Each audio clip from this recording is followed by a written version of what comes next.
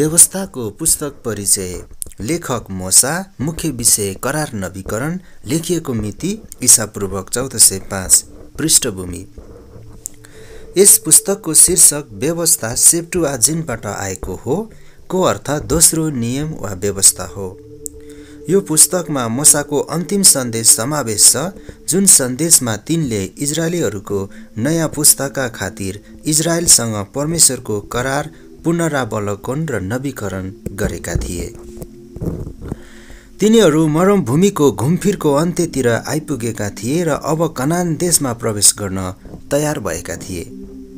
नयाँ पुस्ताका धेरैजनासँग पहिलो निस्तार चाड, लाल समुद्र पार गरेको वा सिनै पर्वतमा व्यवस्था दिएको घटनाको व्यक्तिगत स्मरण थिएन। तिनीहरूको निम्ति परमेश्वरको करार, व्यवस्था र उहाँको विश्वासयोग्यताको पूर्ण स्मरणका साथै आज्ञा पालन गरेमा आउने आशिषहरू र आज्ञा पालन नगरेमा आउने श्रापहरू पुनः ताजा रूपमा घोषणा गरिदिनु आवश्यक थियो। इजरायलीहरूको विद्रोही प्रस्थान पुस्ता मरुभूमिमा 39 वर्षसम्म भौतारिएको विवरण गन्तीको पुस्तकले दिन्छ भने व्यवस्थाको पुस्तकले एरिहो र एर्दन नदीको ठिक पूर्वपट्टि मोआबको बेसीमा एकै स्थानमा करिब 1 महिनाको छोटो अवधिमा भएका घटनाहरूको विवरण दिन्छ।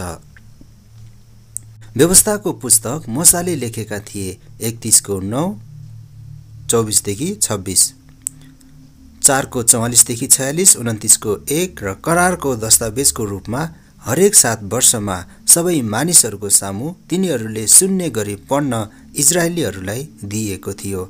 31:10देखि 13। सम्भवतः मोसाले यो पुस्तक ईसापूर्वक 1405 आफ्नो मृत्यु हुनुभन्दा केही समय अगाडि लेखी सिद्ध्याएका थिए। निम्न तथ्यहरूबाट व्यवस्थाको पुस्तक मोसाले लेखेका थिए भन्ने पुष्टि हुँदछ। 1. यहुदी र सामरी पेन्टेटुक। 2. पुरानो करारका लेखहरू, उदाहरण यहोशू 1:7, 1 राजा 2:3, 2 राजा 14:6, एज्रा 3:2, नहम्या 1:8-9, दानियल 9:11। 3. येशू, मत्ती 19:7-9, यूहन्ना 5:45-47 र नयाँ करारका अन्य लेखहरू, उदाहरण प्रेरित 3:22-23, रोमी 10:19। 4. प्राचीन ख्रिस्टियन विद्वान। 5. आधुनिक परम्परावादी विद्वानहरू र 6. पुस्तकभित्रकै प्रमाण, उदाहरण ईसापूर्वक 15औं शताब्दीमा लेखिएको सुजरेइनटी करार सन्धिसँग मिल्दोजुल्दो लेखन शैली। परमप्रभुको दास मोसाको उपयुक्त सम्मानस्वरूप मोसाको मृत्युको विवरण, अध्याय 34 निसन्देह नै मोसाको मृत्यु भएको केही समयपछि थप गरिएको थियो, सम्भवतः यहोशूले। उद्देश्य: प्रतिज्ञाको देश विजय गर्नको निम्ति यहोशूलाई नेतृत्व हस्तान्तरण गर्नुभन्दा अघि इजरायलको नयाँ पुस्तालाई सम्बोधन गर्ने मोसाको मौलिक उद्देश्य तिनीहरूलाई उत्साह दिनु र निम्न कुराहरूको बारेमा शिक्षा दिनु थियो। 1. परमेश्वरका शक्तिशाली कार्यहरू र प्रतिज्ञाहरू। 2. करारमा तिनीहरूको विश्वास र आज्ञा पालनका जिम्मेवारीहरू। र 3. तिनीहरूले परमप्रभुको भय मान्न, उहाँको मार्गमा हिँड्न र आफ्नो सारा हृदय, प्राण र सामर्थ्यले उहाँलाई प्रेम र सम्मान गर्न आफैलाई अलग गर्नुपर्ने आवश्यकता तिनीहरूलाई थाहा दिन।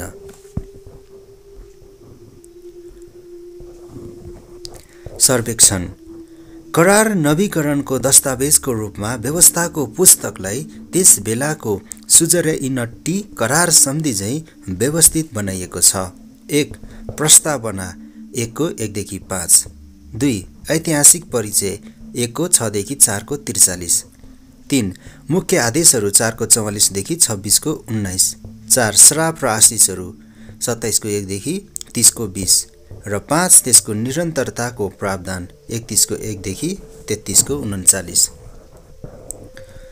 पूर्ण जोश र जागरको साथ मोसाले मुख्यतया 3 उत्प्रेरक सम्बोधनहरूद्वारा इजरायलसित परमेश्वरको करार, पुनरावलोकन र नवीकरण गरे।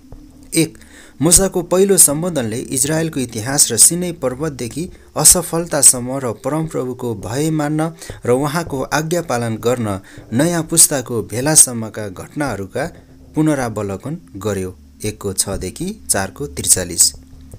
2.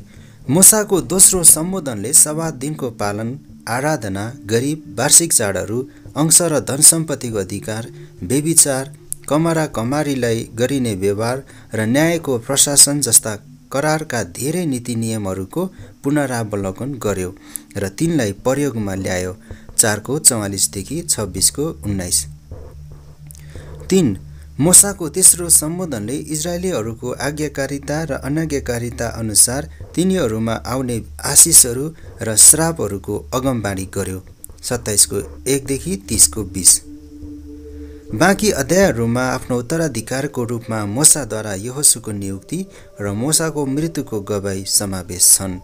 31:1-34:12।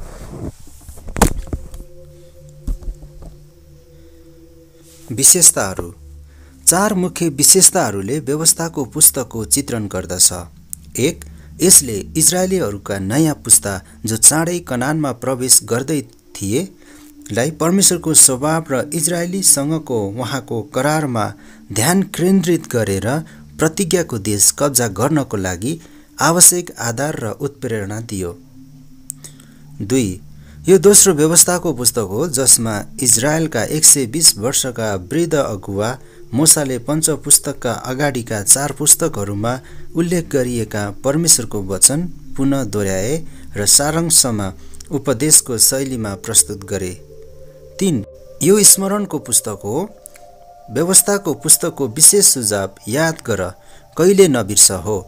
व्यवस्थाको पुस्तकले नयाँ सत्यताको खोजी गर्नुभन्दा पनि बरु इजरायललाई उहाँको पूर्ण र अपरिवर्तनशील वचनद्वारा अघिबाटै प्रकट गरिएको परमेश्वरको सत्यतामा रहिरहन र आज्ञा पालन गर्न उत्साह दिन्छ। 4. पुस्तकको महत्त्वपूर्ण विषय विश्वास एवं आज्ञा पालन सूत्र हो। परमेश्वरमाथि आफ्नो सारा जीवनले भरोसा राख्न र उहाँका आज्ञाहरू अटल रूपमा पालन गर्नको निम्ति इजरायललाई बोलाइएको थियो। विश्वास एवं आज्ञा पालनले तिनीहरूलाई प्रतिज्ञासहित परमेश्वरको पूर्ण आशिष प्राप्त गर्न सक्षम तुल्याउँथ्यो। अर्कोतिर विश्वास र आज्ञा पालनको अनुपस्थितिले असफलता र न्यायको भुमरी ल्याउँथ्यो। नयाँ करारमा पुरा भएको।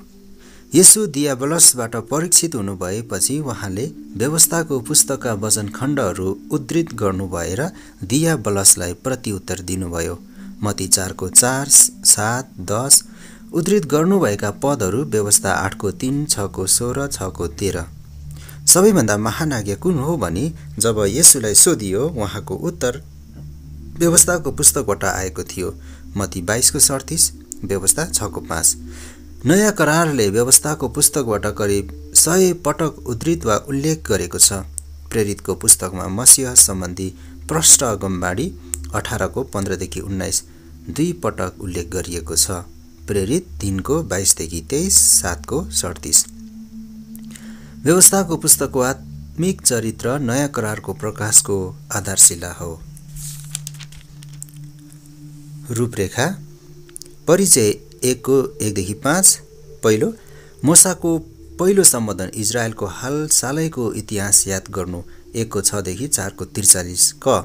सिनै पर्वत छोड्नु 1:6-18। ख. कादेश बर्नेमा विश्वास 1:19-46। ग.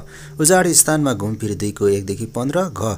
मोआबको बेसीतिर अघि बढ्नु 2:16-3:29। ङ. आज्ञा पालनका निम्ति मूसाको अर्थी 4:1-43।